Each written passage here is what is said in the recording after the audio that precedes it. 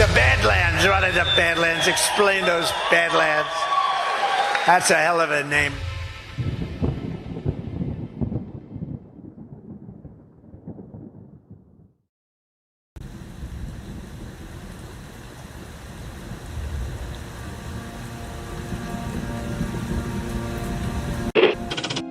Mr. Vice President, I'm going off script again, I know, but I just want to personally thank you. We've been through some stuff. We've gone through some of the most complex military operations this country's ever conducted, and your steady hand and your leadership during those was a great source of strength for me. Thank you for your leadership. Thank you for your character. Thank you for your selfless service. Thank you for commitment. Thank you for being a mentor to me, Mr. Vice President. It's called the swamp.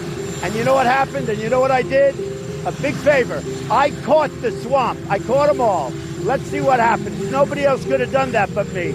I caught all of this corruption that was going on, and nobody else could have done it. Did I get that one right?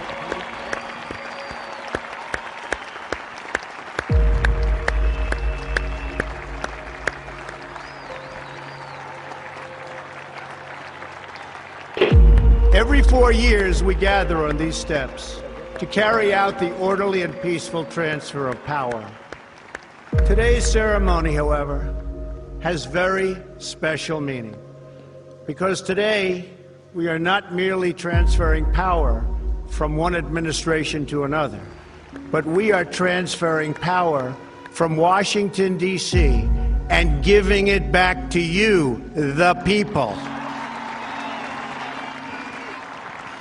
For too long, a small group in our nation's capital has reaped the rewards of government, while the people have borne the cost. Washington flourished, but the people did not share in its wealth. This American carnage stops right here and stops right now. The forgotten men and women of our country will be forgotten no longer. From this day forward, a new vision will govern our land. From this day forward, it's going to be only America first. This is a president of the United States who is a danger to the Republic. America first.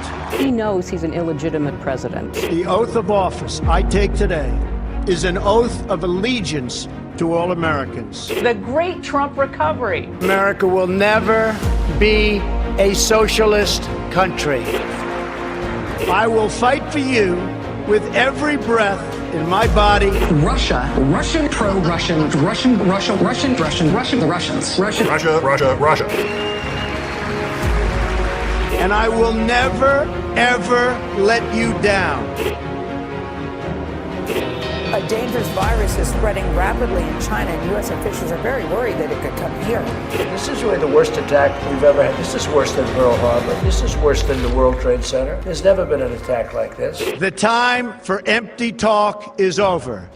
Now arrives the hour of action. What they're doing is using COVID to steal an election. Together, we will make America strong again. You know what it's about? Fraud, fake ballots.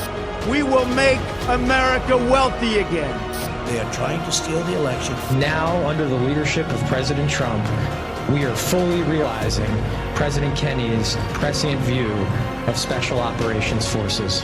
We will make America proud again. And watch, please, those mail-in ballots. We will make America safe again. And in millions and millions of ballots. Their vote is under what they thought they needed. They're dumping more ballots in there, okay? And yes, together, we will make America great again.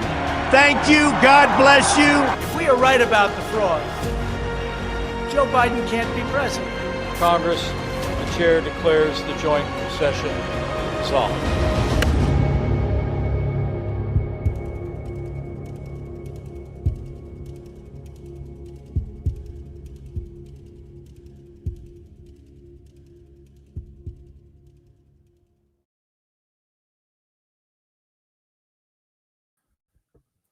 Well, good evening, everybody, and welcome to the Saturday edition of the Devolution Power Hour. As always, I am joined on Saturday here by Chris Paul. Chris, how you doing, sir?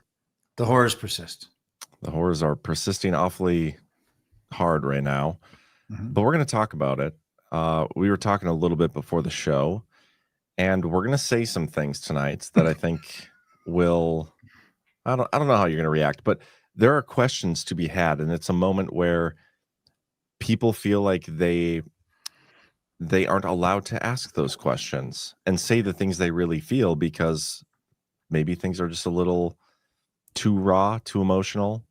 We're going to give that social permission tonight. And yeah, you can just tell everybody that we said it was okay after this episode's done. That's right. But yeah, man, we haven't talked on air since the Charlie Kirk assassination. And I mean, awful situation itself. I mean, the visuals, the whole thing has just been one mass trauma event for everybody. Yep. But curious what your initial thoughts are, and we'll get to some sponsors. Then we're just going to start picking away at all this stuff. Well, I wrote a thing about it the other day, and people can find that in my Substack. If you're not a paid subscriber, you can get it for free tomorrow morning. It goes out to everybody. But the point I was making in there is that, you know, there's a very real human tragedy that is part of this. Then there is the broader human tragedy, the fact that we are all being targeted with extreme levels of psychological warfare. And then there is the psychological warfare itself. And so what we have, you know, in the terminology that Boone Cutler and General Flynn provided a few years ago, we have the Psy Act, an event that takes place for the psychological response expected in the audience for that event. And that is what we have. Okay. Like with 100% reality of exactly what we saw on camera, it is still a Psy Act, and it's being handled like a Psy Act because you can see the Psyop part of it and all the persuasion and all the rest of it happening and rolled out over these last, I guess it's 3 days now. So it's been a little over 72 hours.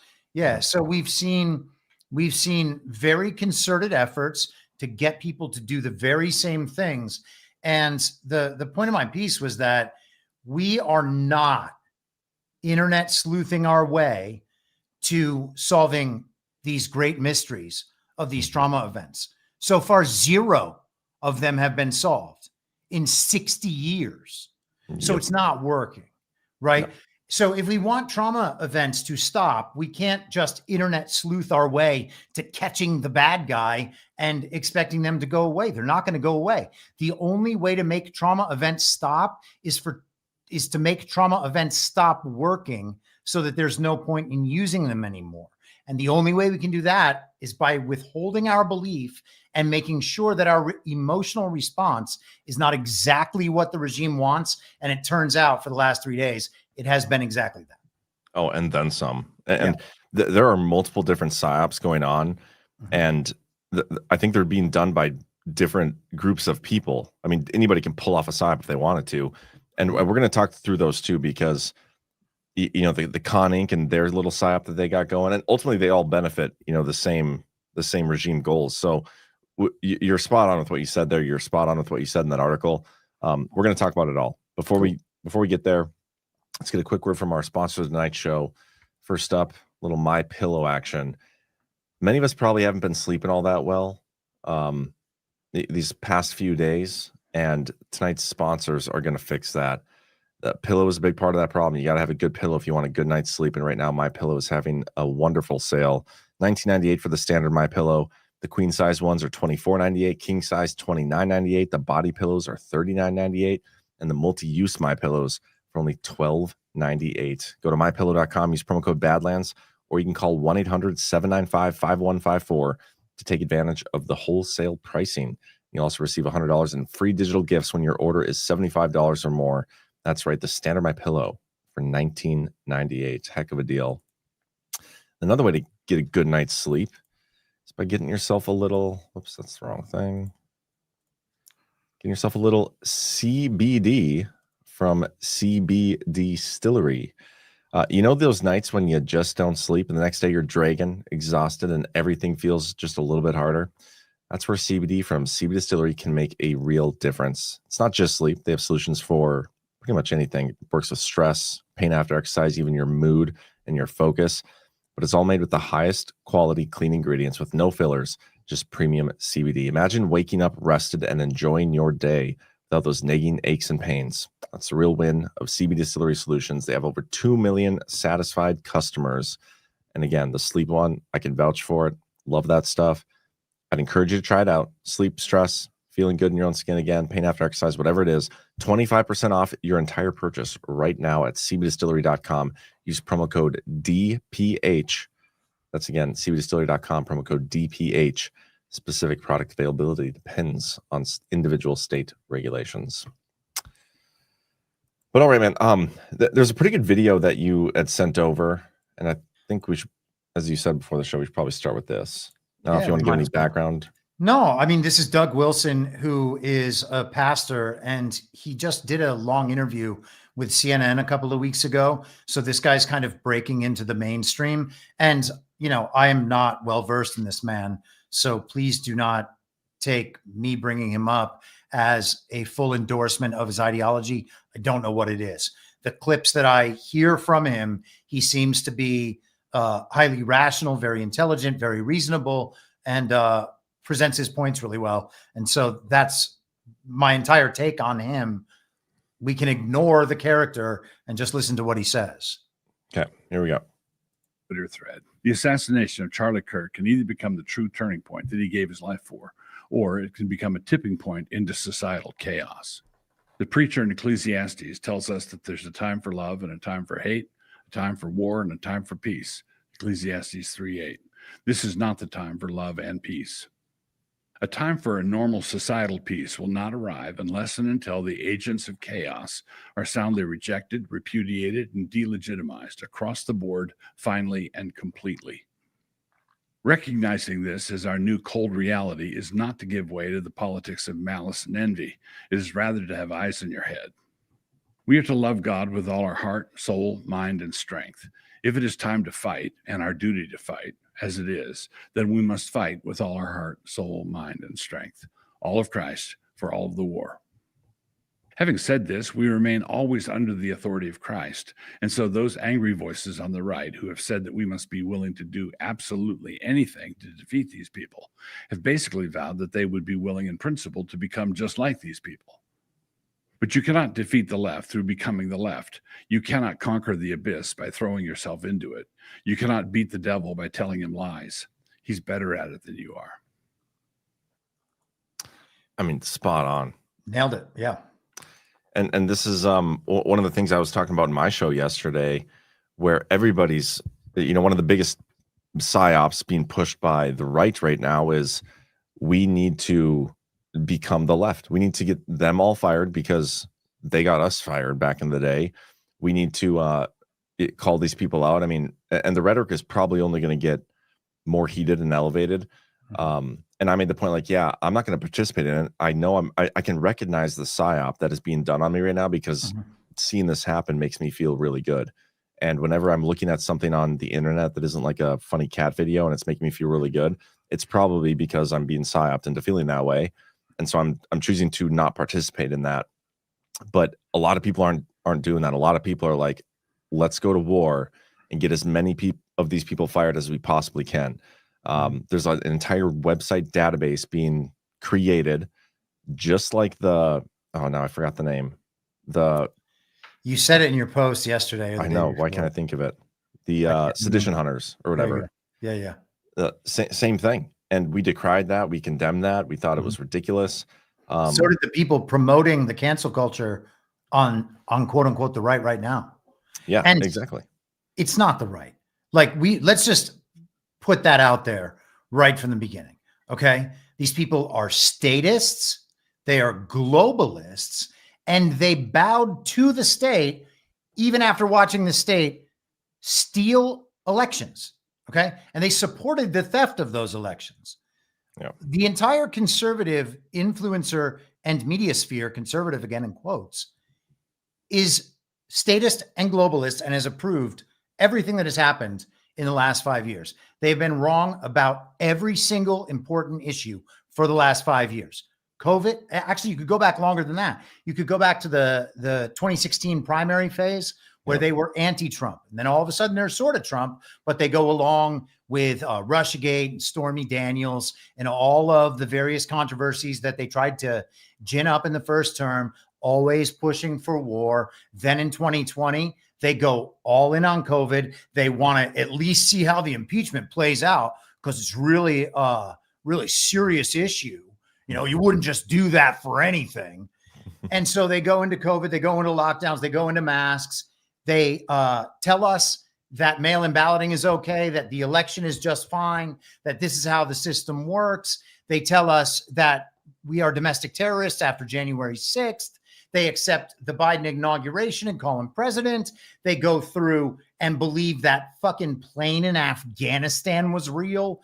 All the Ukraine stuff, all the Israel stuff. These guys have not been right a single time, except when they use culture war issues to convince us that we are somehow aligned with these people. Statists and globalists are collectivists. They are necessarily on the left. They cannot be on the right because of that. And our right that we believe is defending us are leftists. Okay. They're doing the same thing that happened in 2020. And we have a cancel culture evolving, quote unquote, on the right, because we can't think our way out of the controlled opposition dynamic that has been telling us it hates us for the last 10 years. Can you elaborate further on the statists and globalists and collectivists and how they're actually leftists? Yes. It's a lot of ists. It is. So the global project in general is Zionism. It has been going on for 130 years. Okay. 2 world wars were fought to establish the regime proxy state in the Middle East. That is just factual history. Yep. Okay. That is the globalist project. The control mechanism that enabled that 2 world wars to secure this proxy state in the Middle East, the control mechanism that enabled that is still fully functional and present in our world right now. They have global governing bodies, including, you know, the World Jewish Congress and stuff like that. But this isn't about the Jews. This is about a Zionist project that involves people of all varieties. Okay. There are white Americans in the project. There are Black Africans in the project. There are Indian people from India in the project. The regime exists everywhere, all across the world. So to talk about it as just Israel is kind of irrelevant. And I would also say that the globalist project for a one world, international, rules-based global order, borderless state, something that they have wanted for millennia, is operating. Zionism is the operating ideology of that movement, but they wear ideologies as brands. You know, and so Zionism in particular wants to establish, it is already established, but then protect this regime proxy state, which they have identified as a Jewish ethno state. And that's that is already collectivist at that point, right? If you want a race-based state, then you are engaged in collectivism from jump. Okay. If you want all the countries to have no borders, that means all the people are equal everywhere and there's no nation to protect any of them. That again is collectivist. All of these are centralizations. Okay. So you cannot be a Zionist without being a statist and a globalist. Those are just baked into the Zionist cake. And absolutely all of these people admit they are Zionists. So there is no way for them to be on the right except relative to Zionism. Because Zionism has the labor side and the revisionist side. And so you have that exact same, by the way, that same split just under different names in American politics. But underneath that, the people in the Uniparty are all serving that same global agenda. So the commonality is leftist Zionism, rightist Zionism. It's just Zionism. And it all happens to be collectivist which means it's all therefore on the left. So there is no functional right in this country. When we talk about the influencer efforts from that side, we are talking about the conservative establishment media and the influencer sphere built up around that. There is not a right. So what we're seeing right now with the right and the op that they're pushing is the division, right? Like they are the ones that are, we're going to take up the mantle, and in Charlie's name, we are going to go to war against the trannies and anybody who celebrated his death. They're drawing the line in the sand. How does this push us back towards that goal? Like the collectivist, the leftist, the Zionism. How does this enable us to maintain and never escape from that construction? I guess I don't know how to describe it, because that's what we're witnessing. This was a regression. Like this is the 8-month regression everybody's been talking about. I used to think it was about kids, but apparently it's just about, Trump's second term. We're stuck again now. We may be. I mean, this is also an opportunity to get out. All of these issues that come up, what matters is how we respond to them individually, because how we respond to them individually dictates the collective response. We don't decide on a collective response and then make sure everyone sticks to it. That's what collectivists do. Yep. We can watch all of the influencers on the right doing exactly that right now. And they're doing it on a bunch of different levels. The tranny thing in particular, they want to identify the shooter, who, by the way, is a patsy. I don't know how we can even pretend that we have the guy who did it. And then we need to find out all of the history and all of the details about his sexual proclivities and like his tranny friends. So we're gonna have a big battle between right and left about whether the shooter is on the right or the left. For 3 days, we've seen the media sphere talking about that particular subject, because they know the trans thing is a thing that they can score points on. The Daily Weimar has produced trans content 24/7 for the last 10 years. Matt Walsh is the biggest producer of trans content in the world, and he provides the controlled opposition to those woke leftists. I looked at his Twitter today. Matt Walsh has never said the word tranny and has said the word trannies once 2 days ago. Now, I don't care about, it's not like, hey, say the word tranny. But we're talking about the guy who's the anti-woke, anti-trans warrior, and he adheres to their language codes. Maybe he said it on shows or something. I don't know. I don't follow his work that specifically. But I'm just saying, when you are participating in the controlled opposition back and forth between MSNBC and Fox, or the Daily Weimar and I don't know, Vox or whoever their opposite I have no idea. is on the other side. Everything is within that controlled opposition. And it convinces us, hey guys, there's nothing else besides that patsy. There's not some greater evil force behind all that thing. So we're not going to worry about that. Your real problem is the leftists saying mean things online. And we're supposed to take the word of leftists that's true. Yeah. We could also nail down here, you calling him a patsy. Mm-hmm. That's I think it's too soon to know anything about any of this. And we haven't seen anything. That's another aspect of this, the FBI investigation.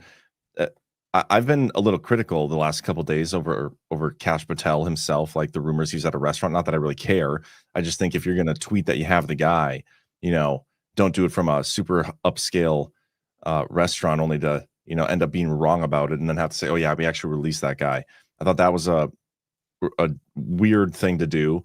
And then also the amount of time that's elapsed, the amount of technology that's available, the fact that they didn't actually do anything other than release a picture that got the guy caught. Like that's what we're told. The FBI literally didn't do anything that actually got this guy caught, yet they come out and do this big celebration. And then the most surprising thing about me even being critical of the FBI is the fact that people got mad at me for it.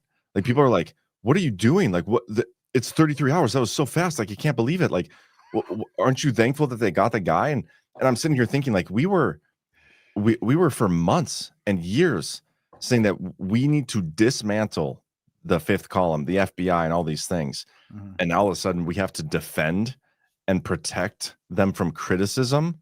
Like what the fuck happened? Everybody is responding to social incentives online. Yeah. That's the thing that has to be front and center for everybody. Okay.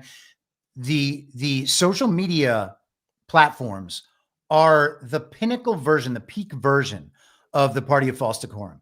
Instagram is that for covetousness and our obsession with the material. And Twitter is the, kind of more like cultural issue, intellectual space for exactly the same thing. Okay. Everyone is trying to score reputation points. That's it. In hopes of winning fiat money if everybody loves their ideas so much. And so they're always playing to the crowd and playing to consensus, and no one is willing to break consensus. And, people sometimes people just, I understand that the things I say are hard for people to take sometimes. Okay. So I get it that Yep. some of the anger that people are expressing to me is just part of the game. All right. And that's all. That's fine. I will accept that and take that because it is important to break consensus. Every time some hard and fast consensus forms on our side, it eventually proves to be wrong, as far as I can tell, almost all the time, because the hard and fast consensus forms as a result of the manufacturing of that consensus that comes from higher levels, not people realizing shit and then agreeing about it. It's all these info ops that are meant to push us and funnel us in one direction or another so that we all get back in the pen. And that is, exactly what's happening right now. And we have to have the space to be able to have these conversations. We cannot get through the psyop aspects of any of these events if we are not allowed to talk about them, because people with a desire to display themselves emotionally online are going to provide so much negative blowback anytime someone says something that no conversation can be had. And that is exactly what they're doing. Yeah. This is what I said at the beginning. Everybody's kind of afraid to, because of how heightened the moment is right now, everybody's afraid to say anything that is critical of any aspect of the situation. We went through COVID and we were talking about the mass formation psychosis thing. We were talking about for years, 9/11, look what they did. It was an inside job and all these conspiracy theories around it and how they used that and the trauma of that event to basically hypnotize us into going to war, and how they use these huge traumatizing events to essentially put us in the pen. Like you said, we've talked about that for so long, and then we get the event. It happens in real time in front of all of us. And it's like we forget everything we went through. We forget the entirety of all the things we've talked about for the past 10 years, and we're right back at square one again. And so, like you said, that's why these conversations are important. And some of the things we're going to probably say tonight may be a little uncomfortable, but I don't think they're off base. And honestly, I think there's some of the things that a lot more people than just us have been thinking. They just haven't been willing to say it, because in a lot of the social media spaces, Twitter especially, man, I've been watching this play out, and it's incredible. Like some of these accounts and the things they say and the things they repeat, and it's like, didn't I just read this? Like, didn't this person just say that? And no, it's like you have all these same conning grifters, the people we used to talk about with Elon Musk, sure, who are the circle jerk getting the big money. It's the same op. It's the same people running the same op for the same reasons. I think you're spot on there, but let's circle it back here to the Patsy aspect of this. Let me say, just to close down that point, this particular event is highly visible and everyone is talking about it, but this is the third trauma event in the last 2 weeks, and we have even much smaller ones happening all the time. There is some event that drives the day every day, some story in the news, fake or real, most of the time fake, and there is immediately a consensus, a set of slogans around which consensus is supposed to form. And then for those same social incentives, all the people pretending to be truthers just say the consensus thing so that all of those people might retweet them up to the next level. Yep. And then they can finally have a career saying things online. Yep. Yeah, you're spot on, man. But it happens all the time, and we get led back into the pen all the time. Every time. The Patsy thing, I want to talk about that because, in my opinion, I don't think we've seen enough or know enough at all yet to know whether this is the actual guy or not, whether it's a Patsy or not, like whether I don't know, and I don't have an opinion on that right now. But this is the guy that they're telling us that it was. But I've seen some interesting videos out there. Some people are saying, like, look at this, like you can see a little speck and it looks like he got shot from behind in one video, and that was like the exit wound, not the entrance wound. Like there's other theories. The hand signal guys behind, the guy with the gun shaped like a phone on the side. There's a zillion theories out there. A bunch of them, but this is the one we have. Even looking at some of the pictures I've seen that the FBI did release and comparing it to the pictures they showed of the guy, like there's enough. We spent a couple years like examining earlobes of Joe Biden to determine if it was really him or a clone or all these things. Not seeing anybody willing to do that or looking at that, but like I'm looking at the first glance facial structure of this guy. I'm like, that's similar, but like it doesn't look exactly like him. I mean, you could tell me this is a different guy that I know, and I'd be like, yeah, that's about as close of a resemblance as the guy they say is the killer. Like, I think it's way too soon to know, but I'm curious why you want to jump to Patsy right away. Okay. And I think the audience would probably like to know too. Sure. So the fact that it is a PSY and that the media response was already there at the time of the event, and we have seen an orchestrated PR campaign to cement various realities about the event and then push a political project forward, should tell us that something else was going on. I believe that what happened the other day was a state level act of terrorism and psychological warfare. Okay. So if we already know there's another level there, even if this was the person who actually shot, okay, that's not who did it.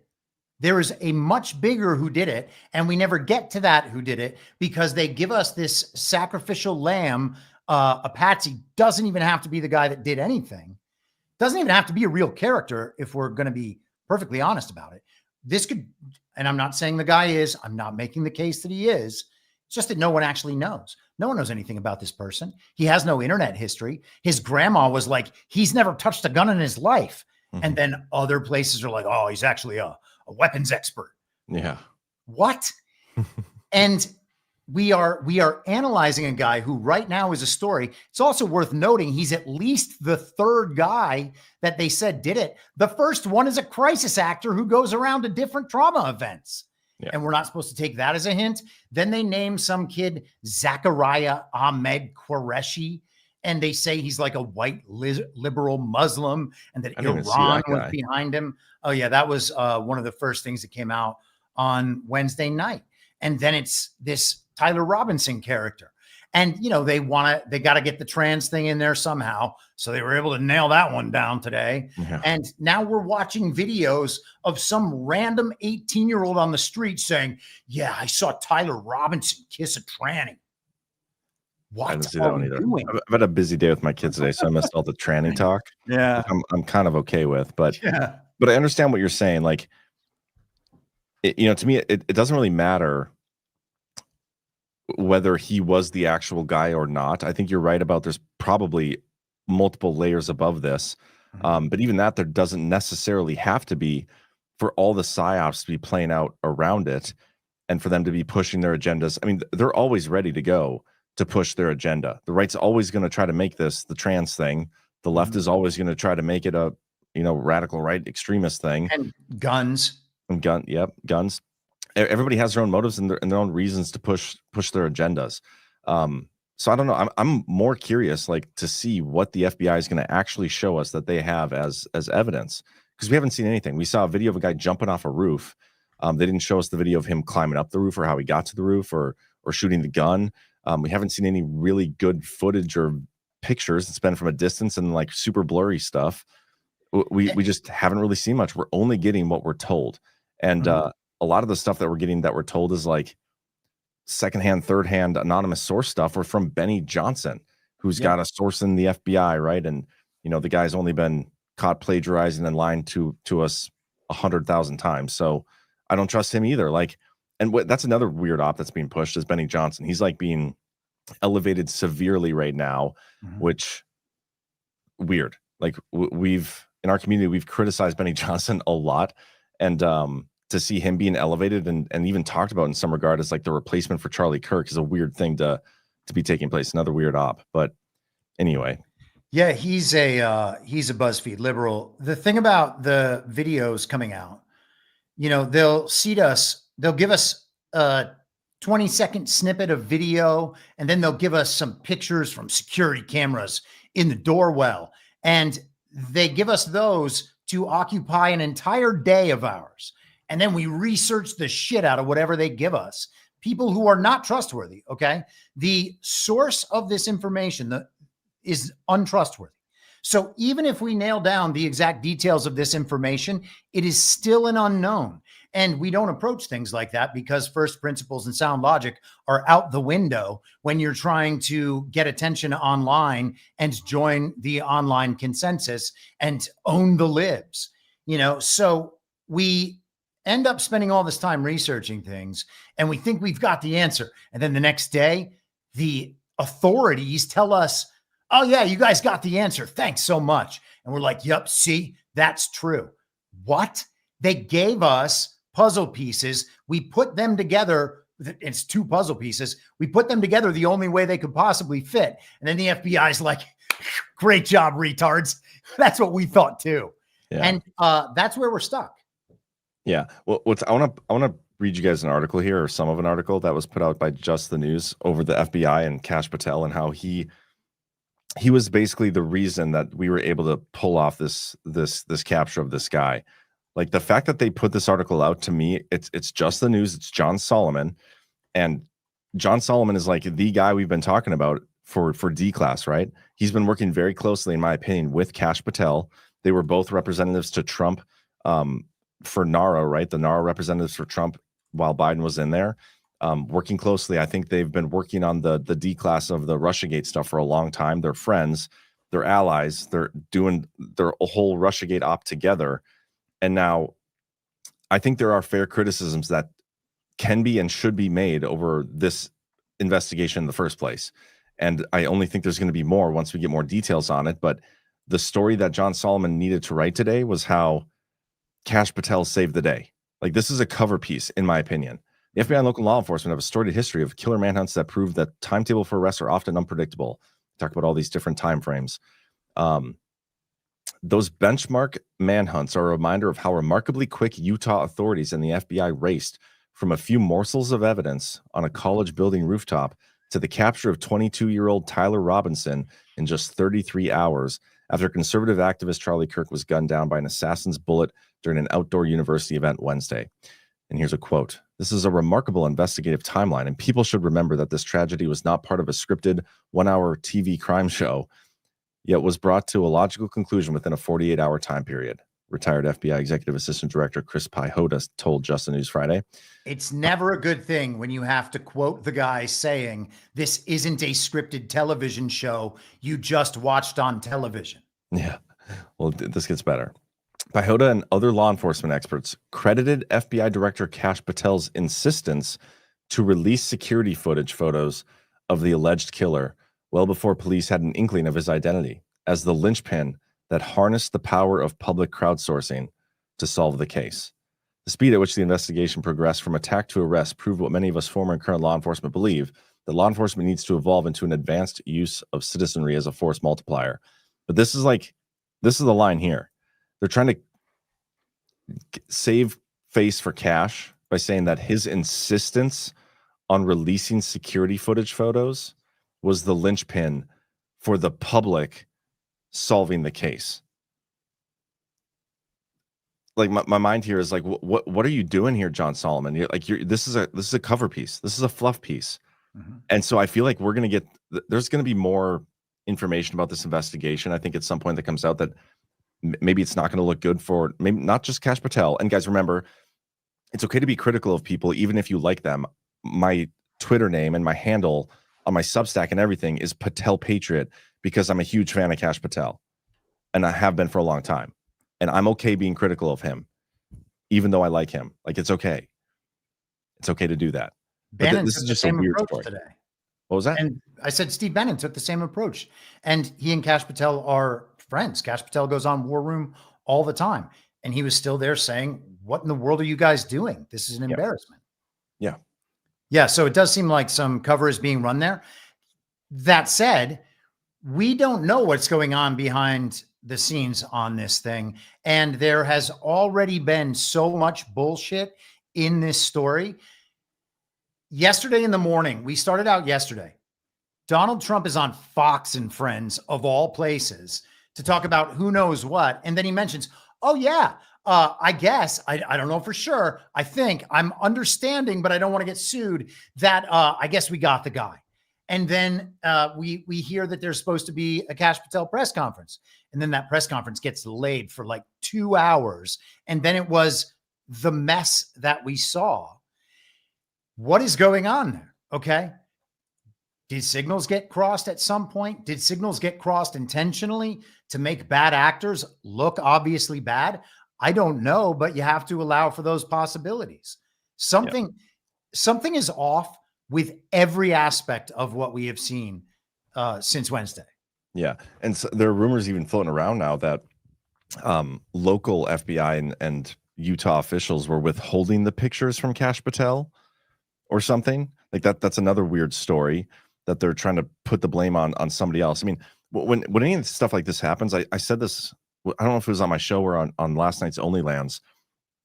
If they would have released if the public had access to all of these cameras in the immediate aftermath, we probably could have followed him in like real time. There would have been people out there that would have been able to follow him in real time. Yeah. And capture this guy like immediately. Yeah. I mean, and in the world that Palantir is building, we'll just have biometric cameras scanning everywhere, and we'll know exactly who is in what location at all times.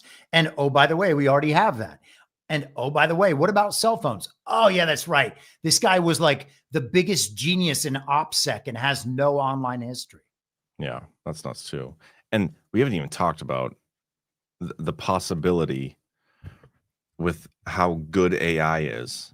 Like, could they the video they gave us? Totally.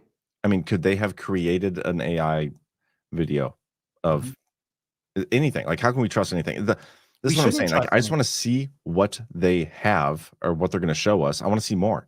We've seen hardly anything. And the stuff we are getting is coming through the mainstream media. Sources in the FBI are leaking to the mainstream media, and they're telling everybody else. And it's pissing everybody off because it's all about his furry 22-year-old guy girl thing. And that's all we're getting. Yeah. I don't know, man. I don't know what to say about it. Yeah. I mean, I feel like you knew exactly what to say and you said it just right. And okay, so then another op that is being heavily pushed right now is this, and this is the weird one too. It's the whole Smith month thing. We talked about this. Yeah. We talked about this on Only Lands last night. No, maybe we should play that video because I think Trump truthed it out too. He did, yeah. So let me get this pulled up. While you're doing that, it's also worth noting that Trump posts things to highlight them. Trump always participates in every enemy op, okay? Because he doesn't have a choice. He has to participate. We've talked about this. He'll go in on one side or the other because those are the only options. Like with COVID, he came out immediately and he said, hey, this is a hoax. And everybody was like, no, that's not true, Mr. President. This is a very dangerous pandemic. You're just not listening to the scientists. And at that point, what's Trump supposed to do? Like, keep doubling down on it's a hoax, it's a hoax, it's a hoax, while all the voices from the other side are screaming, trying to get him shut down, censoring all his supporters that agree with him, etc. So he doesn't do that. He goes in and says, okay, well, this is what you guys want to do. Here's how it's going to go. And I'll keep telling you how much bullshit it is the whole way. And maybe at some point you will be willing to think for yourselves and listen to me. And so he'll highlight all of the enemy side of any given op. And I don't think that him posting things is some like endorsement of that idea. And even if it was an endorsement of an idea, we could still say, hey, that's actually wrong. Yeah. What you said there reminds me of the Higgins memo that we've talked about so many times, and how, the mainstream media presents this battle space, and Trump had to fight within the construct of the battle space that they presented in so many ways. And he was constantly backpedaling too a lot. And that was the whole point of the Higgins memo. It's like Trump, these attacks from the media are going to continue, and they're not going away.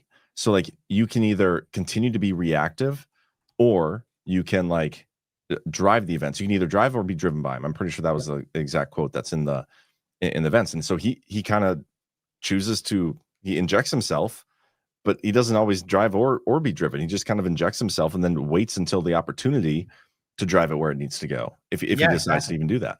Yeah. And I would suggest that him coming out on Fox and Friends and preempting the authorities about catching the guy was him doing exactly that, because they were probably going to have some big event where they all congratulated each other for catching the patsy.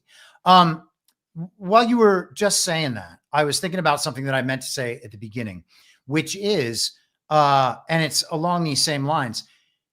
If Donald Trump is having the trouble that Rich Higgins describes in that battle space, why is that? Okay. Is he not getting good information? Are people not supporting the right things around him? And when we look out at the communicators in public, it turns out actually he's not getting the right support. It's all that Con Inc. support, all the Republican establishment who were famous in 2015 and are now still famous because we actually haven't even change these guys out. The people who lied to us for 20 years, well, now they're okay because they say that Donald Trump is all right sometimes. So who is going to defend Donald Trump? Who is going to defend the people if all we're doing is joining consensus all the time and we are unwilling to ask questions outside of that consensus? We are not watching our backs, and we're not watching Trump's back when we refuse to ask questions, because all those areas that we feel scared to question, we feel scared to question them for a reason. The reason is because we fear social blowback. The social blowback is generated by bots and algorithms and social media ops online that are very driven and directed by intelligence services. So they tell us what we're not allowed to talk about, what we're going to be punished socially by our peers for saying, and then they're like, well, all that's off limits. Okay, well, each one of those spots is a huge weak point in our entire thing. And if no one locates that spot and calls it out, that can be exploited endlessly by the regime. And of course, that's exactly what they do. Yep, 100%. And you made me want to actually read part of this memo, because I think it fits. Let me zoom in here. This is just the last 3 paragraphs of the 7-page memo, which required monthly reading. And I think I skipped the last couple months. I'm gonna have to go back through and read this again. But here's how it ends. Adversaries utilize these interlocking narratives as a defensive political and information warfare screen that silences critics and smears supporters of President Trump. When people in the media question the behavior, actions, and decisions of the Trump administration's opponents, they are immediately said to be working for the Russians or supporting Russian propaganda. Individual Americans who support the president are deemed deplorable and racist. End state. Attacks on President Trump are not just about destroying him, but also about destroying the vision of America that led to his election. Those individuals and groups seeking the destruction of President Trump actually seek to suffocate the vision of America that made him president. Hence, the end state is not just a delegitimized, destabilized, immobilized, and possibly destroyed presidency, but also a demoralized movement composed of a large enough bloc to elect a president that subsequently becomes self-aware of its own disenfranchisement. Before I read the conclusion here, what's going through my head as I'm reading this is like the supporters of President Trump, the ones that are like silencing them right now. Like we're supporters of President Trump. And some of the stuff that we want to talk about and discuss would be silenced by the Con Inc. mainstream voices that are being promoted as leading this op and this opposition to the left right now. And some truther voices too. When you think back about the conversation about how fake our elections are last year, we weren't supposed to talk about fake elections because that would convince people not to cast their votes in a fake election.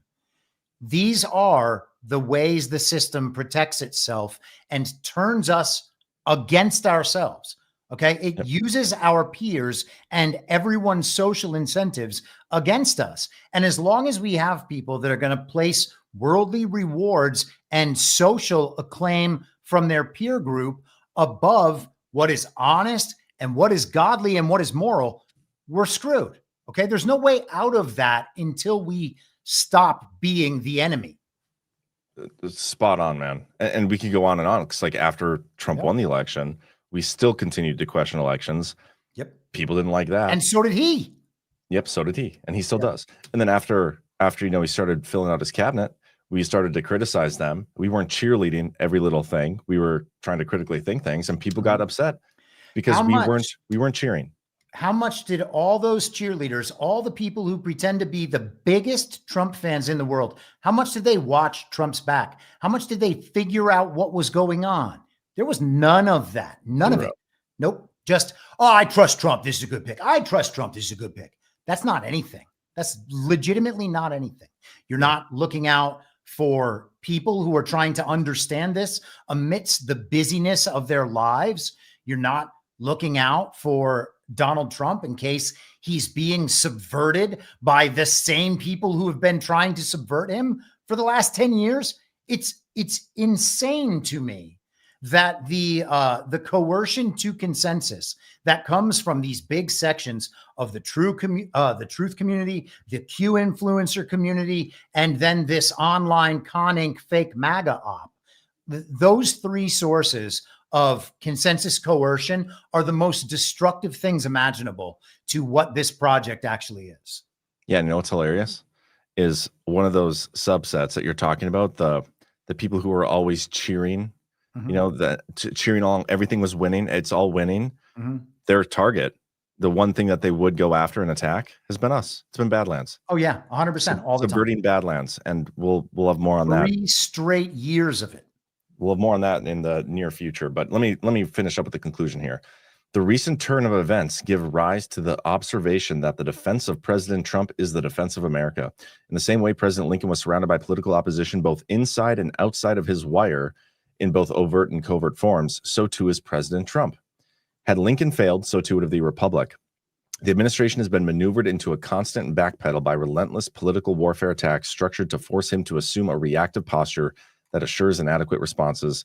The president can either drive or be driven by events. It's time for him to drive them. Yep. Boom. Yeah, and him driving events means, especially by the way, if the we have it all thing is true.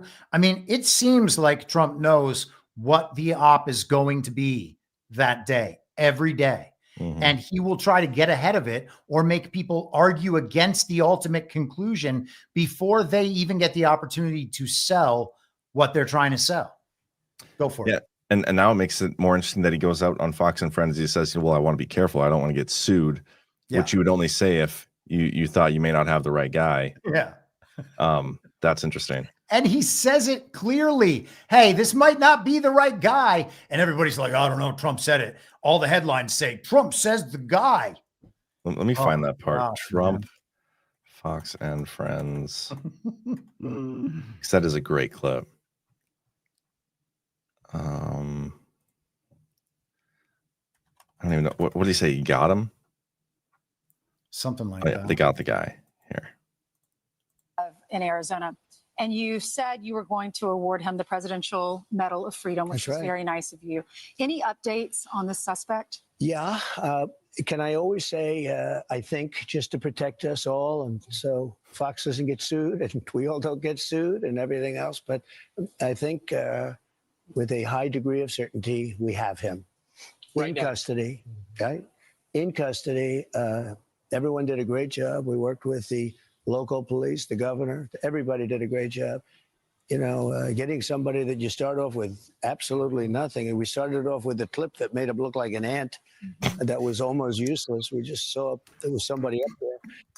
That's a really funny point. Last night, my neighbor in the backyard, like there's a fence between us, and they have kids that are about the same age as my kids. So I actually ended up putting a gate in there, or my dad did, I guess. But so they're over here all the time in my backyard playing with my kids. And their dad comes over now and then. He's come over like 3 or 4 times now. He's super conservative, works at an engineering firm out in the oil industry and everything. And we were talking about the Charlie Kirk thing, and the one thing that he pointed out that like really stuck with me is like, yeah, did you listen to Trump on Fox and Friends? How he described the guy as an ant was just so funny to me. We couldn't stop laughing how he called the guy an ant. And I forgot he said it until just now, but it's super funny and descriptive of Trump. Yeah. And if he knew that the op was going to be staged a couple hours later, that they were going to tell the country they got the guy and it was going to be this big heroic moment, well, he stepped on that and made it so that it wasn't that at all, and instead was just a huge embarrassment. Yeah. And by the way, Spencer Cox in Utah, like, this is the guy? This is the guy that we're supposed to trust? Yeah. Kash Patel, like he's only spoken like very briefly, didn't it? Mm-hmm. Like he came out there after Spencer Cox announced all the details, and he gave a couple brief things. He thanked everybody, and then he said, "See you in Valhalla" or something, what was that about? I don't know. Well, Valhalla, Burning Bright and I did the movie The Northman a month or so ago on Badlands Story Hour. Valhalla is the Norse pagan afterlife for warriors.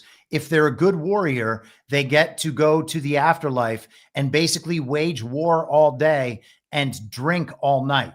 So, friends, I guess that this is a common military phrase that people say to one another. And so to that extent, fine. I mean, if that's all they're doing, then fine. It's just weird that at the same time we're getting the story about how committed a Christian Charlie Kirk is. I wouldn't want someone to be like, oh yeah, I hope he goes to Valhalla. Yo, if Charlie Kirk ends up in Valhalla, he's in the wrong place. Yeah. Yeah. I thought that was weird too. Yeah. Anyway, Kash isn't a Christian, by the way. So for Kash to say, I'll see you in heaven. Well, that doesn't, like, what do you mean? That's a good point. I'm just saying it's a very weird way to approach things. Maybe I'm reading too much into it. And I seriously, I'm not trying to cast aspersions on these people, but there is some weird shit happening. Yeah. But I mean, that's a great question to ask. Cause like, what else would he say? He's not going to say heaven because it doesn't match his religion. He's probably not going to say, I don't even know what he is. What is he? I think he's Hindu, but I don't know. Well, he's not going to say that one either. And so he just says one that neither of them are. Yeah. And it's a pagan warrior religion. Yeah. Or religious belief, I should say. Yeah, that is interesting. Anyway, okay, let's watch this video here. This is what Trump ended up posting. We talked about this last night on the Labor Day, and we're going to talk about it now. Only Land, sorry. Alrighty, this message is for President Trump and his administration. If you stay to watch the video, please tag him down below, share, and repost so we can try to get this to him as quickly as possible and hope that he can do something with this. President Trump, as a supporter who voted for you 3 times, I am hoping and praying that you will revisit what Barack Obama and Joe Biden got rid of back in 2013, which is the Smith-Mundt Act, which held news corporations accountable for lying to the American people and spreading propaganda instead of truth. I think instead of bringing it back as a Smith-Mundt Act, you name it the Charlie Kirk Act, you make it a law, and you make it damn near impossible for these people to continue to lie to the American public, which has brought chaos, hatred, division, and anarchy all across this country. Fines out the ass, which will damn near bankrupt their companies should they lie to the American people ever again. They can have their opinions, that's fine. They need to state that it is their opinion and that it is not a fact. Because of their constant lies, a man lost his life over it. Because of the constant hateful rhetoric of calling him a fascist and a Nazi and a white supremacist and a bigot, the same thing that they called you, this man is dead. I think this would be a great legacy for him to have a law named after him to force journalists to finally start telling the truth and having the integrity that they have lacked for over a decade. I hope that this gets to you. I hope that you think about it and that you pass it into law. Because we are on a dangerous path right now with the constant lies and the propaganda. And that doesn't end just at news journalists. It needs to go to content creators who consistently spread lies and propaganda and half-truths across the internet. This needs to end. And people need to start being held accountable for baseless claims over absolute abysmal things. It needs to end.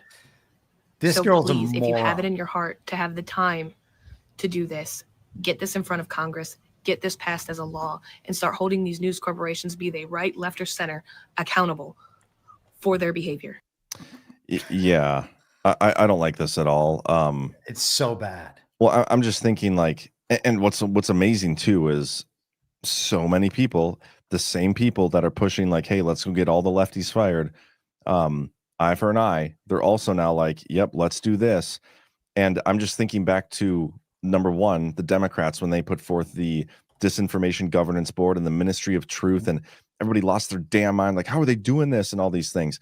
If what she is talking about was in place during Trump's first term and then like into Biden's term, we'd all be in jail. We would all be in jail. Yep. Every single conservative voice would be in jail because of everything she just discussed right now, because it doesn't matter what the truth actually is. It matters who decides like what we're going to call the truth and a lie. Like this is such a slippery slope. I think it's stupid. There's got to be a better way. We can't criminalize this because it sounds great right now when we have the control, but we're not always going to have that control. And it's going to the shoe's going to be on the other foot someday. And it's going to work backwards and negatively against us. Like, this is not the answer. And this is not also in terms of the legacy for Charlie Kirk. Charlie Kirk was a free speech absolutist. I can't imagine he would have wanted to criminalize even news organizations. Like, I'm not trying to justify, by the way, guys, the lies from the media. Like, I think that is abhorrent. I think media shouldn't lie. They're going to do it regardless. They lied before it. They lied during it. They lied after. Like, they're always going to be lying. People are always going to be lying to push their agenda. It's not the media that needs to change. It's the consumers of the information. Yes. To stop being so fucking retarded. Yeah, there's no solution without that. Like, that is the most important part. Now, this girl's solution is explicitly statist. She is asking the state to fix a problem the state can't fix. That's retarded. And, because this is legitimately the war for real is between statists and non-statists, because we are trying to remove the global regime presence from these countries around the world. We don't want an encroaching nanny state that is into every part of our life. You cannot legislate to make people tell, quote unquote, the truth. And to think that you can is making a mistake about what the truth even is. Okay. We have truthers who don't understand where truth comes from. They think that there's going to be some fact in the world that they're going to find. But that's the truth right there. No, that's not how it works. It's not how it works at all. The government cannot determine what's propaganda and is not propaganda. The government is also the purveyor of propaganda. So we're going to give the government the power to punish propaganda. And once we pass that law, we're going to pretend that propaganda is not a thing anymore. We were lied to by the media prior to the Smith-Mundt Modernization Act. We were lied to by the media prior to Smith-Mundt, prior to television. Okay. That's not going anywhere. Laws are not going to prevent it. And there is not an accessible truth out there that we can verify they're telling us. Okay.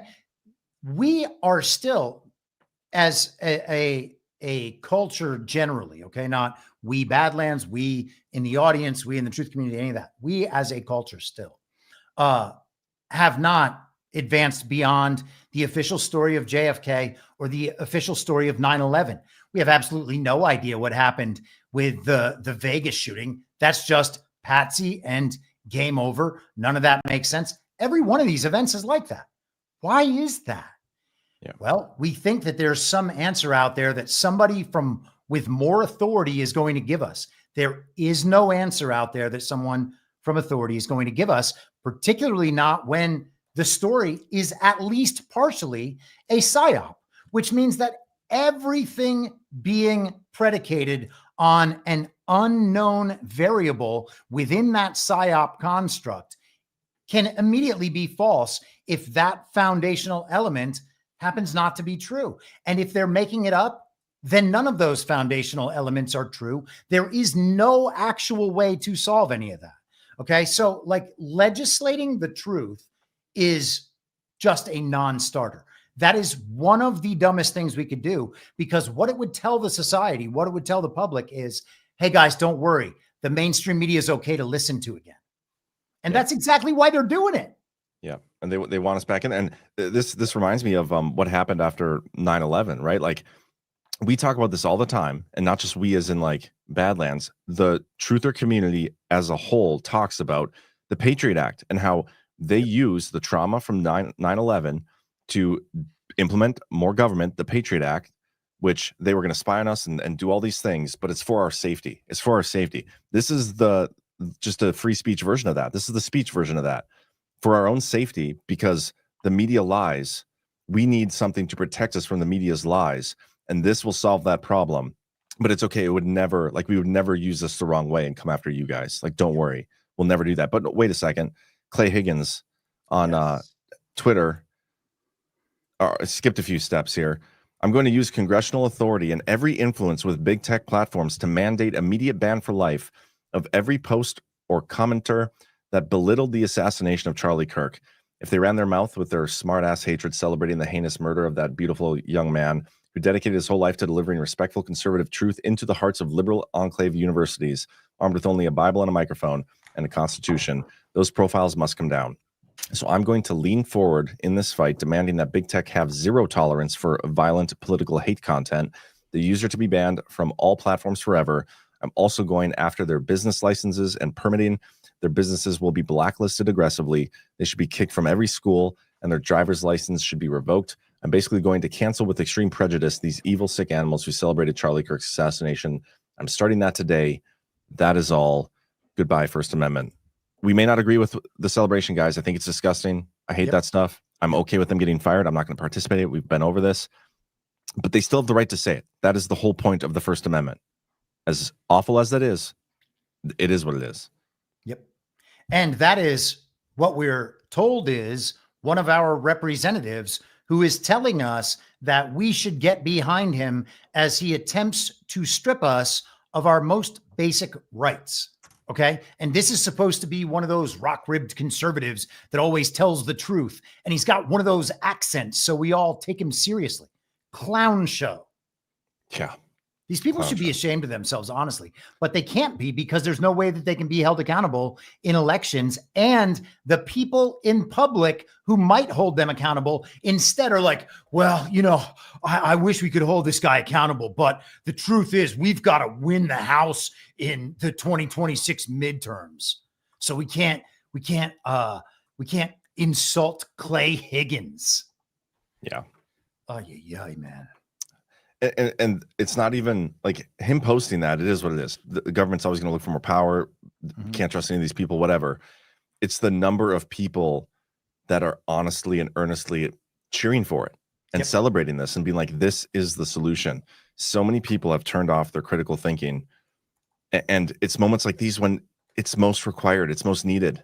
Like it's moments where it's moments where you need your critical thinking the most, that it's often revealed that so many people don't actually have it. Yep. They can only engage. Actually, you know what? Ryan DeLarme had a good post on this earlier. Let me find that, what he said. While you're finding, go ahead. Sorry. Just most people don't actually believe in anything. They just say the line that their political dogma dictates. Yep. This, the free speech stuff, etc., has proof enough of that. Yeah. You mentioned the celebrating of this sort of thing. Why are they celebrating so hard? Well, they're celebrating so hard because they believe the point of all of this is to own the libs and then win elections. And I have a real strong suspicion that it's because people still have like liberals or whatever, woke people, whatever, in their life, in their circles, maybe at work, maybe in their family, somewhere, and they can't convince that person to stop being that way. And they argue all the time and have continued arguing for the last 5 years. And they are waiting for that moment that the TV is finally going to say to the whole country, hey, look, those guys were right. Well, that's never going to happen because every opinion within the controlled opposition is wrong. So there's no way you can ever be told that you were right because those positions are all wrong. That's why they give them to us. Yeah. Okay. I don't know if I have anything more to say on that part. I do want to talk Erica Kirk a little bit. Okay. And this one, this this is one of the things that even yesterday I was texting, I don't remember who I texted to, but it was not something that the social consensus wants me to say. And so I was like, I don't know if I can even say this right now. Yeah. So I didn't say it yesterday on OnlyLands, but I'm gonna say it now. Just that her speech when she came out there, when it was announced, first of all, that she was even giving a speech within 48 hours of him dying, I was like, how is that even possible? Like I wouldn't be able to function, let alone write a speech and then stand up there and get through it without any breakdown. Like I can't even imagine. And I can't imagine what she's going through generally. So, you know, I've never had to live through that. I don't know what she's going through. The kids, everything, it's devastating. But then when she started going through the speech, I was there for it. I was like, this looks difficult, like so hard. And then it started to feel very scripted to me. And that's when I kind of realized, like, okay, she obviously didn't write this. Somebody wrote this for her, said, you need to come out and do this. And it got a little like sales pitchy there. Like, I wonder if there's a power struggle within TPUSA now or something. And she's worried about losing. I don't know. But then that is what it is. And I was willing to just like, okay, ignore it. Like I can't imagine what she's going through.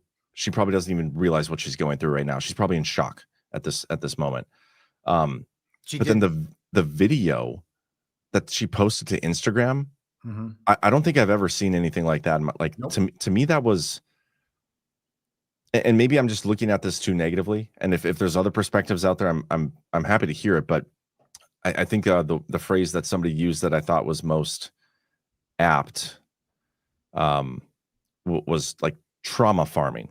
Like that was weird to me. Like it was uncomfortable for me to see that immediately after the speech. And maybe I'm alone in that. I don't know, but I don't think you're alone in that. And I was talking about this in my chat last night, and I would say 90+% of the respondents had the exact same position. This is not something that is unusual or wrong to think. Both of those events were very creepy. They were very unnatural. They were very inauthentic. Okay. You don't like ask somebody to film you while that's happening. Okay. Yeah. And that's not even to mention the hair and makeup session that obviously happened before the speech and before these other appearances. It's not to mention the fact that JD Vance and his wife flew across the country to fly in the plane with them. And of course, have all of that filmed as well. So to then go post it on Instagram, all of that is just incredibly weird. Then the elements of the video are weird. And it's totally okay for people to say that because they are weird. We're being asked not to admit what is right in front of our faces because we are being told that it is insensitive to even think those things. Well, if that's where we are, then they can hoodwink us however they need to as soon as they turn the tension up to a certain level. And we think there's no way they would stage something like this. There's no way they would lie about this. What in the world would tell us that? We are dealing with historical evil that tricks us absolutely all the time to exploit us on purpose. And we're like, no, they wouldn't do it about this important event. Yes, they would. In fact, the important events are the ones they are most likely to lie about. And see, I think the point there that you just made, you need to make again. I want to play this video though, but sure. What you said there about, because you described me perfectly. Like people are afraid to say it because social consensus dictates that we're not allowed to think these things. It's insensitive to even feel like that. But when I saw this posted on Twitter, I think I saw it on Twitter, immediately after the speech, which I was already like, this is a little cringe. This is a little weird. Like you're giving a speech how it's I'm not going to let his legacy die. I'm not going to do like, it just felt off. And then this came out but I was afraid to say it. You're absolutely, I was afraid to say it. And you just described exactly why. And I want you to make that point again after I play this video. Well, people are also raw about it. So like some of it's understandable, but there is still the fact that we have to figure out and navigate our way through this morass. Yeah. Oh, I love you. I love you. I love you. I know. I love you. I love you.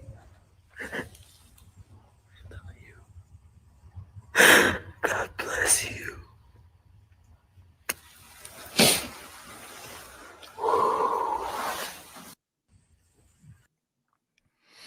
Like, why would somebody film that? I don't know.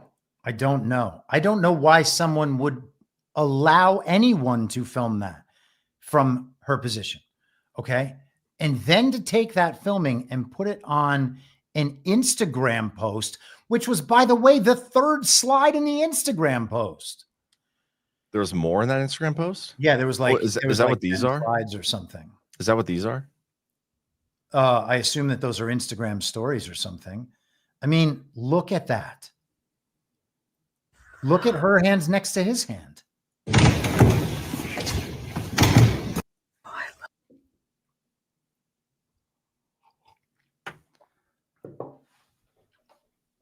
Yeah. Why are we being shown these things? Okay. Let's Well, even especially say the let's way even he say- died, the way everybody saw him die in the first place was traumatic enough. Yeah. And then this? Yeah. Go ahead though. Sorry, I interrupted you. I actually can't remember what I was going to say. Why? Even if all of this is totally natural and totally explainable, it is still necessary to question why we are being shown these things, because she, regardless of her sincerity or her grief or anything else, which I don't know and don't want to comment on, it is clear that her activities are being coordinated on an organizing level with people who have a great stake in how this story turns out. And the people with a great stake in how this story turns out are not the American people, and it's not Donald Trump, because the elections are bullshit. Okay. So again, this is no disrespect to the man, but Turning Point USA did not win Donald Trump the 2024 fake election, nor did Daily Wire, despite the New York Times crediting both of them with that win. Yeah, that's what we've been talking about for a while. Man, just like we're gonna get through it without Scott Pressler signing up more voter registrations. Well, have you seen he's taken a break from that? Now his thing is to get people fired from their jobs on the left. Good. Yes. He's dedicating his time to that now. It's amazing to me that people feel so empowered by the cancel culture moving from one side to the other just days after they were saying Irina Zarutskaya was going to be the George Floyd of the right. Well, now we are fully into the George Floyd op of the quote unquote right. That is what's happening right now. A cancel culture is building. People are justifying it because of how evil they believe the other side is. And they're saying, well, this is what it's like to fight the other side. No, it's not. If you want to fight the other side, why don't you actually do something that's going to make a difference for them? Okay. We cannot actually fight the other side while we are fully dependent on their system. And we are fully desirous of all of the worldly rewards that their system can offer. Okay. If we want their culture, if we want their entertainment, if we want to use their currency, if we want to use all their shit, okay, well, it's going to be real hard to fight the people we're dependent on. Yeah. Nailed it, man. Let's read the chat here. I don't know if I had anything else to even talk about. I don't know if there's any avenues around this Charlie Kirk thing that you want to discuss. On a devolution note, Executive Order 13848 got extended again. That is very interesting. Yeah, but let me say one thing about this, and I want to get your reaction to it too, because I think this is important. We need to respect the fact that we are in an information war. Okay. If you don't believe that we're in an information war, you're in the wrong place. If you understand that we are in an information war, then you cannot be the person who goes around saying, you can't just call everything fake. Really? It's an information war. You can't just go around calling everything real. If there is not direct knowledge, first principles, and sound logic, you have no business pretending that you know something you saw on the internet. Okay. That needs to just be a baseline minimum to enter the discussion. Okay. That doesn't mean you win the discussion. You can't even enter the discussion without that. information war means that we are the targets of the warfare. Okay. We know the level from which that warfare is coming, but we just pretend we are able to figure out which people on that level are the good guys and which are the bad guys. And therefore we cannot be tricked because we know the bad people are telling us the fake things and the good people are telling us the real things. Well, hey, guess what? Your controlled opposition on the quote unquote left, which you're also on, is thinking, oh, the exact same thing. No, I think that's spot on. We've been talking about psyops for so long here, but I feel like we forget what they actually do. I talked about this on my show the other day, how what these people are trying to do is to get us to react a certain way. They want an emotional response from us, and that's exactly what these mass trauma events are for. We're not calling at least I don't want to speak for you. I'm not calling the assassination itself fake. Like I'm not either. Charlie Kirk was shot. We saw the video. Not impossible to fake that, but there's a lot of people out there that are even like decoding this. That shit driving me nuts right now. Like the decoding of the but stuff. Like, I get it, man. But I would also just say, as before, we're in an information war. I don't think it makes sense to cut off any lines of conversation. And if that one is particularly offensive, say you think it's offensive, but I don't want to cut off conversation on that stuff. The full control agree. thing, I do. If it's full control, and that's what we've been saying, that's what we're going to say it is. Everything's full control. We're watching a movie, and they just killed the guy in front of everyone. Like they caused this mass trauma, and that's part of the full control. And then what we're seeing play out here, in my opinion, is not getting us any closer to peace and prosperity. This is like I'm seeing more division. Like that's where this is heading. I think that some of that might be an overexposure to formerly Twitter. I mean, people in my normal life have been getting in touch with me because they know that I follow this stuff, and people I don't hear from for weeks or months at a time. So people who are just out of the loop on what I'm saying and thinking or how I'm responding to these things, and they hit me up asking questions. And it's people who are in the normie layer who are like telling me that there are things that are seriously wrong with this story. Wow. And they're not involved in the like, let's go cancel these commies thing. So, I think that there's some good reaction happening out there. And I think that this is a growth period for people. Like we've heard friends say that they're going to go to church tomorrow for the first time in a long time after this week. So all that stuff is super positive. It's just about how we react to this stuff. Yeah, no, that's a great point. And we talked about this a little bit Wednesday, like how it's an awfully terrible thing that happened, right? But that doesn't mean good things can't come from terrible situations. And I have seen that too. People who seem to be recognizing some of the bad stuff. I mean, I don't have as many probably normie or lib friends as you do, but yeah, that's at least you're right. I am definitely getting some overexposure to formerly Twitter. Man, I mean, you can see what it's just word to the wise for everybody on those platforms. Those platforms are demoralization and disinformation machines. Yeah. They're not anything else. They are not where the smart people have conversations because the spaces are censored.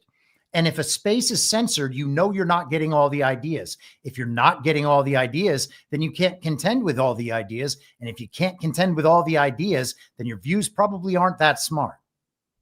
It's a great point. Maybe I should leave Twitter too. I mean, dude, I'm not telling anybody what to do, but honestly, I mean, the reach is suppressed there. Just speaking for myself, my reach was obviously suppressed. I was shadow banned. I was suspended every 2 weeks. I was barred from monetization, and I was barred from taking subscriptions. So why would I stay in a place that treats me like a second-class citizen? And then why would I pretend all the smartest people are there? Yeah. You have a great chat. I've popped my head in. I haven't really like engaged as much, but every now and then I'll see a post with a bunch of comments and I'll go in there and read them. And you got some smart people in your chat. It's good, but and yes, I agree. There are many excellent, smart people in my chat, and I really value it highly. But it is an open chat, and people will pop in who none of us have ever seen before, and their first messages will be trying to normie-splain how the thing we're discussing critically is exactly how the TV says. They're like, somebody told me yesterday, all the facts about the Patsy line up. What? Line up with what? You mean they're telling you a coherent story? Well, of course. They wouldn't write a story so that it would be incoherent, unless, of course, they would try to fool the shit out of us. And then they would tell us two stories that can't possibly work together, which is exactly what they do. So, you know, anybody who's jumping in to like normie-splain some shit to me, that's not going to be looked upon kindly. And you know what? There was another weird thing in the chat, just I think it was yesterday, but maybe the day before. Like at the same time, multiple newcomers joined the chat and were immediately posting all of the posts from all the people the other day that were like doing the arrows to different bullets and hand signals and all that. They were trying to figure out all the details of a video of which we don't even know the provenance. And I was just like, we're not doing that. Yeah. Like, what do you mean you don't want to solve the case? Like, we're not solving the case. Okay. We're talking about unreliable pieces of information and trying to force ourselves into forming beliefs about information we have no clue on. Do you think we'll ever actually get to the bottom of this one? The situation is impossible to get to the bottom of by virtue of what it is. It is a psyact. It is not solvable. Amen. Let's go through some boosts and rants. How do you feel about that? Cool. A couple boosts. We got 1027 JS for $20. Thank you guys. Thank you, Joe.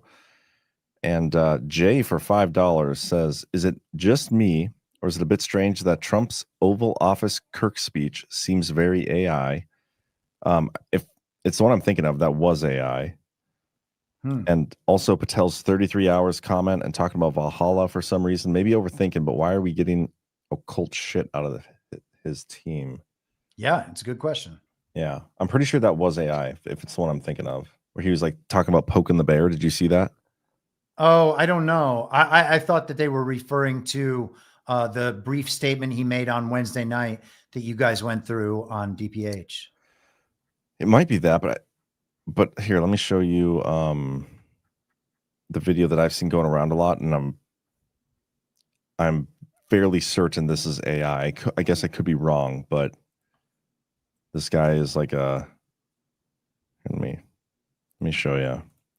So Gunther Eagleman, obviously, the psycho left, has been poking a sleeping bear. Quote, like, this is one of the guys that is trauma farming himself. Like, he is getting millions of views. Post. He gets paid to post these things. Yep. Not telling his audience here that this is AI, 314,000 views. If you click on the account itself, mostly satire. I make videos, so gives it away, but listen to this. I really shouldn't say it, but I think I've got to say it. The far right in our country doesn't exist yet. The far left, the Looney Tune Brigade, however, is quite real. Real as real gets, as serious as cancer. Cancer, not good. But people forget that I'm a moderate. Charlie was a moderate as well. But the psycho left has been poking a sleeping bear with sticks, pulling the bear name, stealing the bear's wallet, and have actually begun shooting the bear. But this isn't an ordinary bear, folks. No, it's not. This, of course, is what scholars refer to as a metaphor. So if I were a miserable lefty who hated my dad and thought John Oliver was a real looker, I'd pause here and ask myself, do I want to keep poking this bear? Or do I want my face to be ripped off in a horrific bear accident? And it kind of tells at the end that it's not real. Yeah, but Gunther's sharing it. Yeah, well, as if it's not. Anyway, maybe he knew and just wanted some clicks or something. Interesting piece of content, though. Yeah. Polymathanon for $20 says, just wanted to show some love and send a few shekels your way before I have to crash for the night. Catch your show in the morning. Thanks, guys. Thank you, Polymathanon. Thank you. Heartstop. Good to see you, Heartstop. Met her down at the Lakeland meetup a couple months ago. We had a great meetup in Lakeland today. Thanks to all who attended. Thank you, Badlands Media, for what you do. Where we go one, we go all. Thank you, Heartstop. I think we're going to see her at Cocoa Beach, which, by the way, guys, if you haven't yet, go to badlandsmedia.tv/events, and you can get yourself some tickets to our upcoming conference, Cocoa Beach, November 6th through the 9th. It's going to be a great time. You can also join one of the many upcoming Badlander meetups that are going on. We got so many groups and so many meetups going on. What else here? Hold on. I'm going to get back to my screen. K.O. Kelly for $10 says, are we really going to convict this lone gunman based on a grainy photo? Oswald 2.0. Oswald 2.0. When it comes to mass shootings, the photography technology doesn't seem to improve much. Yeah, also hostage videos. That too. Old School 69. Many this week are falling into the hate or the unity group. No one except Bannon and Badlands understands they are trying to rescue their demise with fake narratives, and it's working so far. Sad. It is working so far. Their number one goal is to get everybody back on the same page, doing and saying and thinking whatever the television tells them to do. And we are all allowing ourselves to be funneled back into that. Not all, but a lot. Most. Yes. Susie Q20. I'm from Washington County, Utah. This guy's a patsy. Mm-hmm. Thank you for that. Old School 69. I trust Trump's plan, which are hidden to us, but thus far, transparency of real non-ops is the biggest disappointment so far. Tell us or don't tell us. Too many opinions muddy the waters of real truth. But they can't tell us, because the point is that we become able to figure these things out so that we could actually function in a government of, by, and for the people, which we cannot do if we believe everything we see on a screen. Yep. Whiskey Girl, just wanted to say we appreciate you, John, Chris, and the Badlands Media team. Thank you, Whiskey Girl. Thank you. Good to see you. Sean Silva's 1975. ChatGPT says there's no credible reports that Charlie Kirk has died. ChatGPT is not on Twitter, apparently. But yeah, we also that in the chat, Chris, when you had asked me, like, what are you saying? Yeah, I was like, what Charlie's dead done? for? I was like, Yeah. that person said it. By the way, I just asked ChatGPT, and it says, yes, according to credible reports, Charlie Kirk died after being shot at a Utah Valley University event. So maybe this guy hasn't updated his ChatGPT in a while. Everybody has different iterations of the machine. Yeah. Jay Gonzalez, 1123. It's hilarious to watch all the conning gobble up the official narrative when the officials have given zero reason for any of us to trust the official narrative. 100%. Love it. Angie K. Kash was best friends with Kirk, very close, and I believe his girlfriend works for Kirk. Could be just a joke or a common love for the movie. Could be. It was a law that Obama removed so Obama could allow propaganda. There needs to be control. Yeah. I mean, there was already propaganda, so I don't know. Like, if I went to McDonald's for every single meal of every single day, is it McDonald's fault that I got fat? No. Yeah. At some point, we have to take responsibility for what we consume in terms of content, the same way that we do in terms of food. Like, some of it you might need, and the rest of it is not healthy at all. You shouldn't just heap great portions into yourself. Yeah. Old School 69. Wisdom is the principal thing. Therefore, get wisdom. And with all thy getting, get understanding. Proverbs 4:7. We need to stop trusting our abilities to discern info and rely on his spirit in us. Indeed. I like that. By the way, guys, the only objective standard there is. By the way, guys, do us a favor and hit that thumbs up if you haven't yet. Jay Gigolo, Supersize Me Too, starring John Herold. Let's do it. Let's go. I'm all in.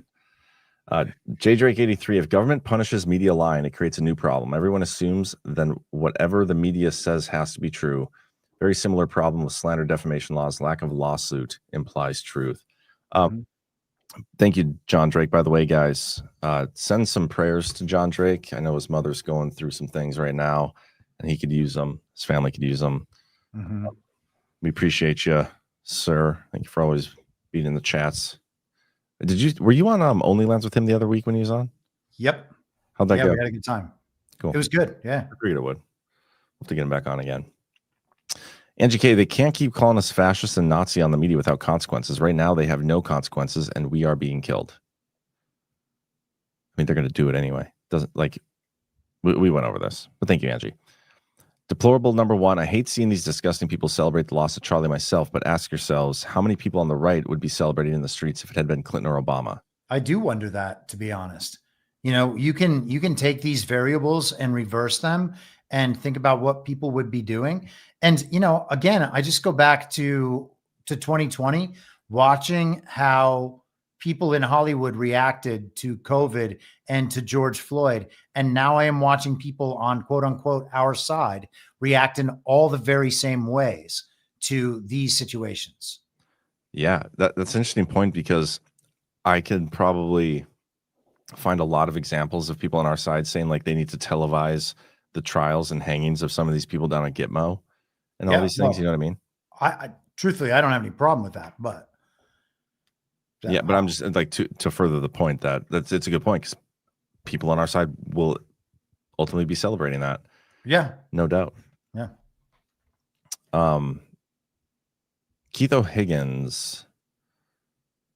What was up with Erica Kirk's speech and the use of the Biden whisper? Was it a nod to soft disclosure?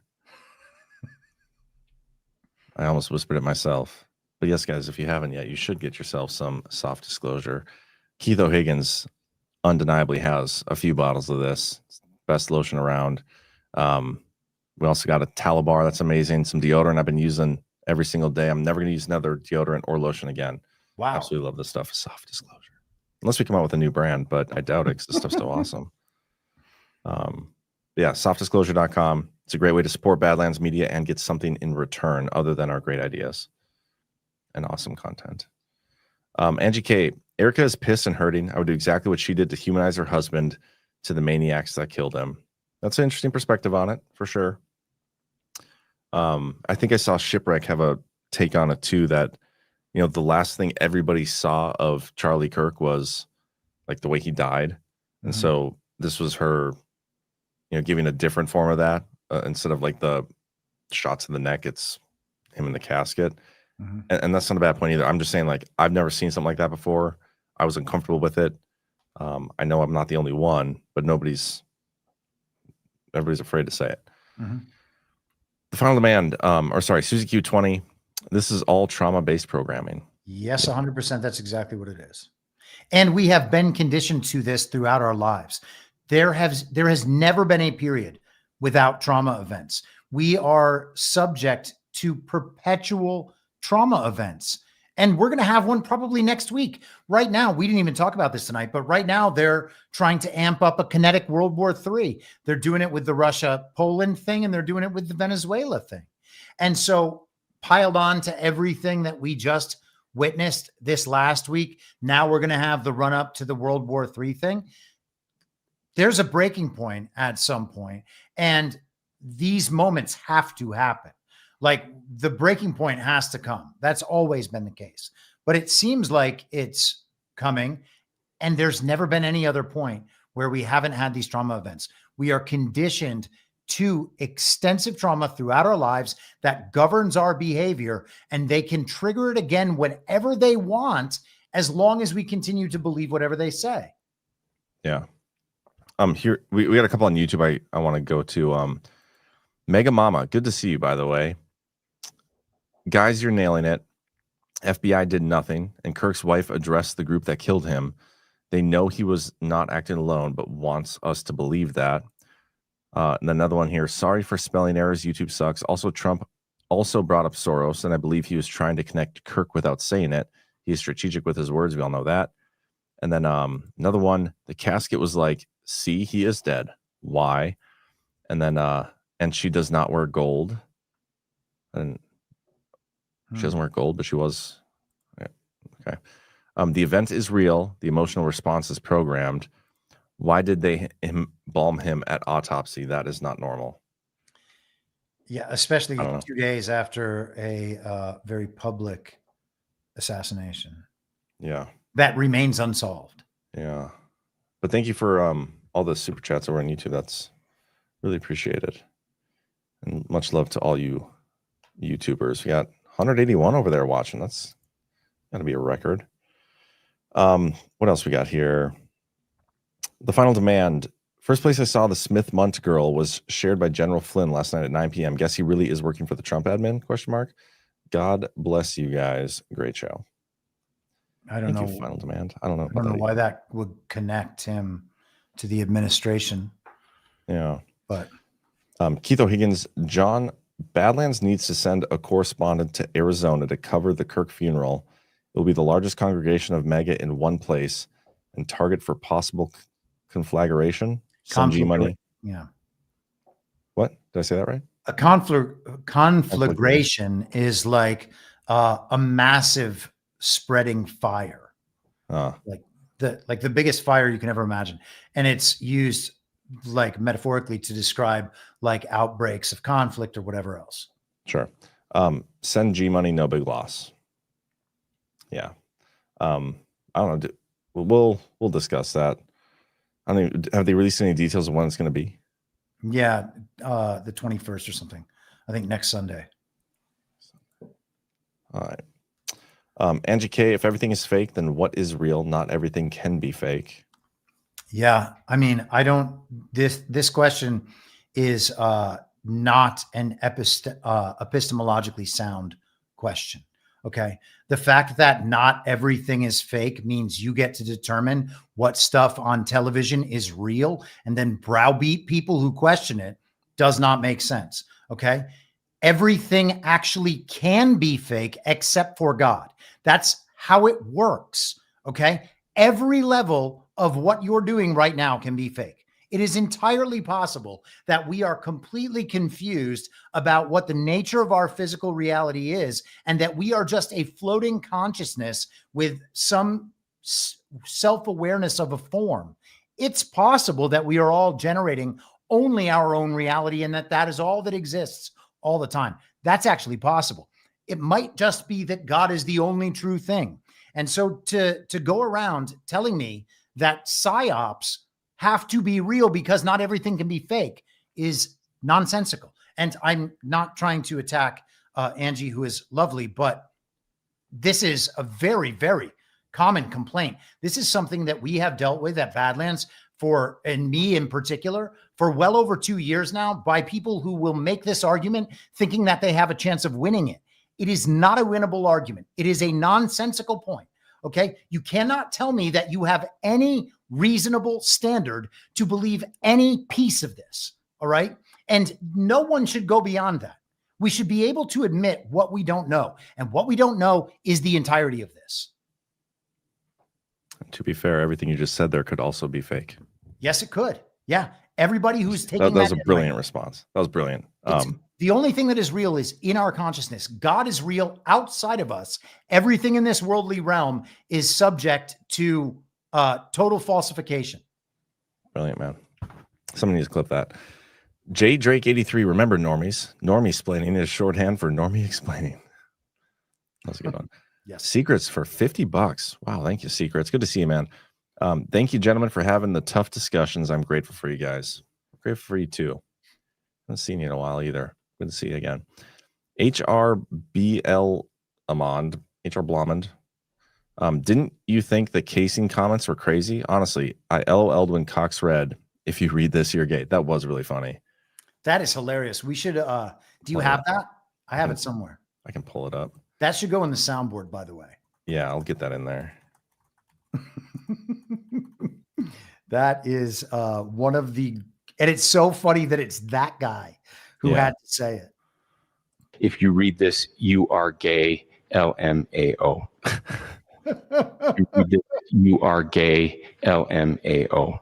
And we're supposed to believe that someone engraved these messages into the unused bullets, the shell casings that he left with his gun that he took apart and then put back together in the woods. And sure, this is the guy.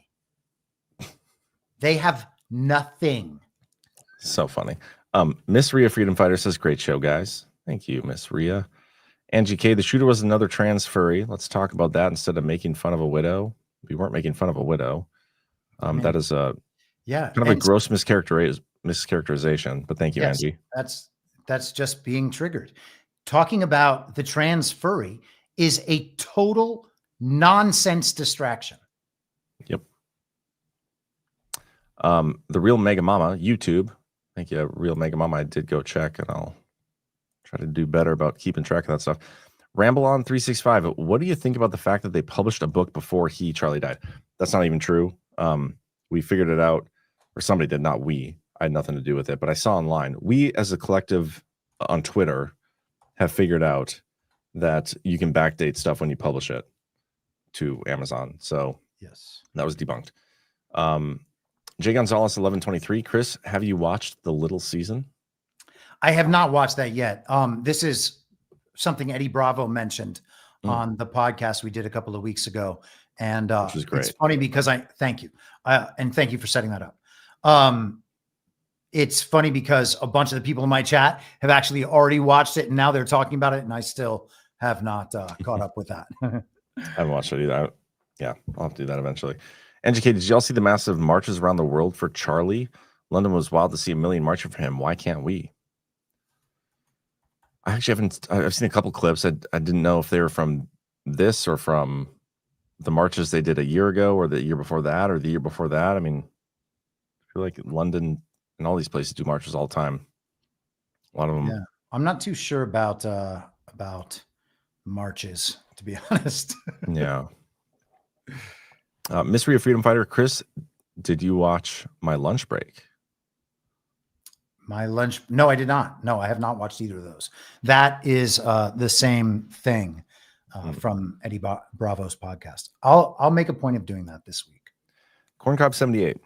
The problem is truth. This is an actual real threat. With death as a consequence, our reaction is appropriate. Their reactions are to fake stories with fake outcomes.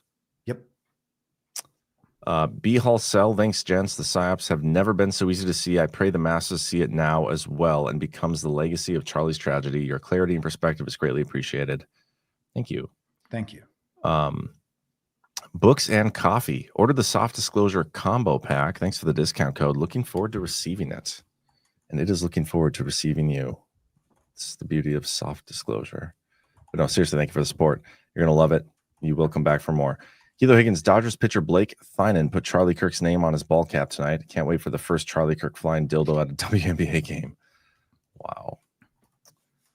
Keith, you are one of a kind, my brother. NGK, there's a website that does engravings on casings. Pretty sure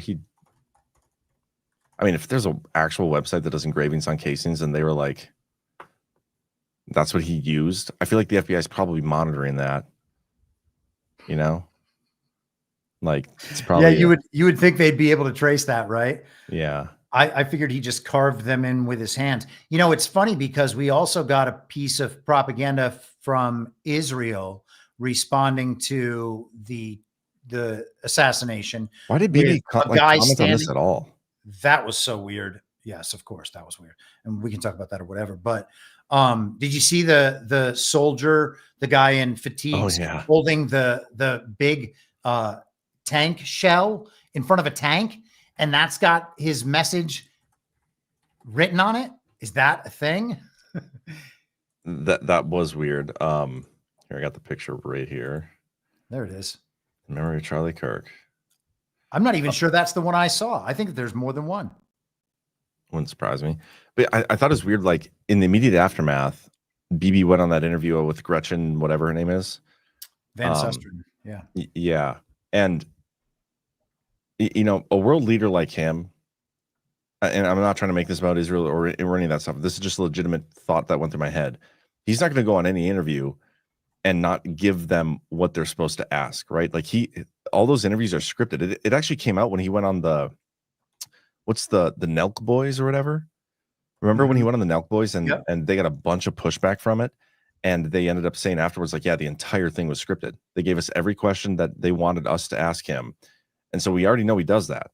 And so they scripted the Gretchen interview to ask him, like, can you comment on how ridiculous it is that you had Charlie killed? Like they wanted him to respond to that specific question. Yeah, because that's part of the narrative that's getting spun out there. And I would be very cautious about that narrative.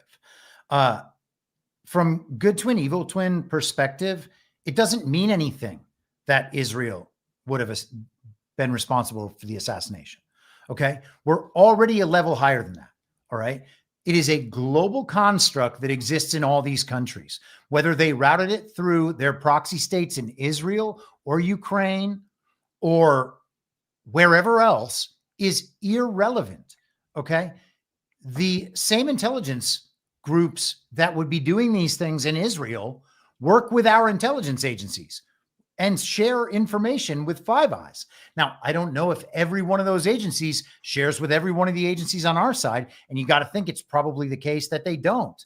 But all of these things go through all of those locations, and there are clearly parties in all of these different countries that are responsible. Why aren't we looking at the people in the Utah government, for instance, like the governor, who are engaged in part of the charade and cover-up?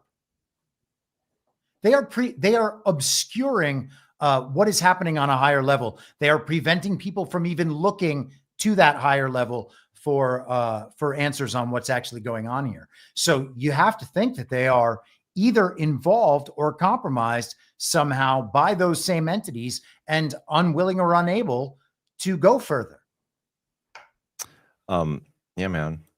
Before we sign off, we should do a Rumble Studio ad. I'm wondering, should we do Pickaxe? Have you heard of Pickaxe? I have, yeah. That's it's like this Rumble paired app or something. I think it's a social media app that links with your Rumble. Yeah. I'm gonna read this and see what happens.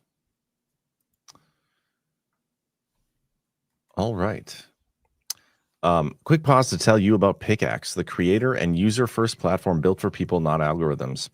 You know what big tech is up to: data mining, bot-driven feeds, black box AI deciding who sees your work.